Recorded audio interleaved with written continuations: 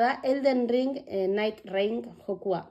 Ateatzeala maiatzak 30 ja, da hilabete bukaera arte itxuin beharko dugu.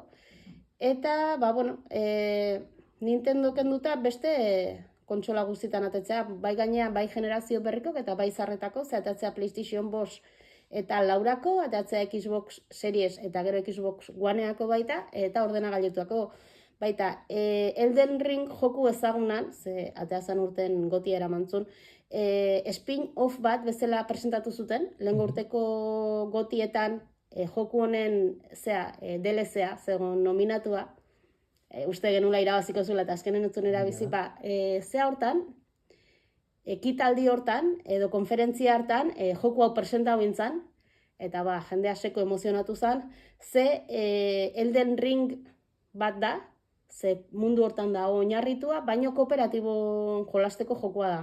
Egia da, bakarrik jolastu zaitezkela, baina berez jokua pentsatuta dago 3 pertsoneko talde bat osatuz jolasteko.